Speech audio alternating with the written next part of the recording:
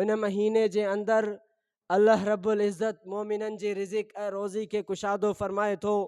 अल्लाह रब्बुल इज़्ज़त जे तरफ़ां उहो महीनो महिमान थी रहियो आहे। हू महीनो हर साल पंहिंजे मुक़ररा वक़्त ते अचे थो पियो। अवां ऐं असां पंहिंजे दायरे कार जे ज़िंदगी जे अंदरि ॾिसूं, पंहिंजे ख़ानदान जे अंदरि ॾिसूं, पंहिंजे ओड़े पाड़े में पंहिंजे महल्ले में ॾिसूं, पंहिंजे इलाइक़े जे अंदरि ॾिसूं। गुज़िरियल रमज़ान में जेके शख़्स मौजूदु हुआ, अॼु उहे जेके अव्हां ऐं असांजे दरमियान में न आहिनि।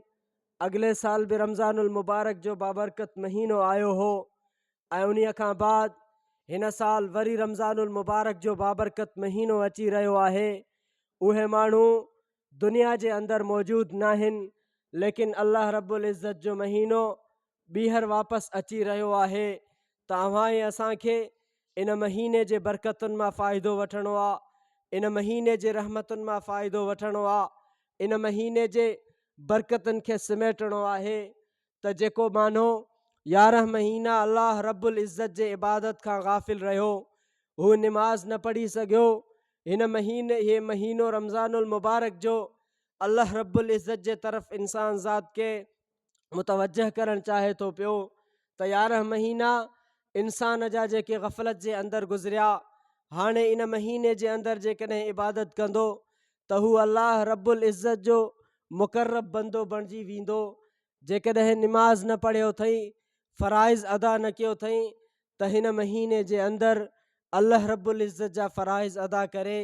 जेकॾहिं सुन्नतुनि जो पाबंद न आहे, नवाफ़िल जो पाबंद न आहे, त हिन महीने जे अंदरि सुन्नतुनि जो पाबंद बणिजी वञे, नवाफ़िल जो पाबंद बणिजी वञे।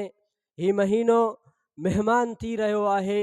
जेकॾहिं अव्हां ऐं असांजे तरफ़ मुआशिरे जे अंदरि को महिमान अचे थो पियो, त असां उन जी सुठे नमूने ख़िदमत कंदा आहियूं, उन जी सही नमूने अदर भाव कंदा आहियूं, असां उन खे वेलकम ऐं ख़ुशि आमदीद कंदा आहियूं। पंहिंजे तरफ़ां बहैसियत जेतिरी ताक़त जे उन जी भरपूर ख़िदमत कंदा आहियूं त महिमान असांखे मयार न ॾिए। हीउ रमज़ानुल मुबारक जो महीनो अव्हां ऐं असांजे तरफ़ अल्लाह रब्बुल इज़्ज़त जे तरफ़ां महिमान थी रहियो आहे। अव्हां ऐं असां बि इन महीने जी क़दुरु कयूं।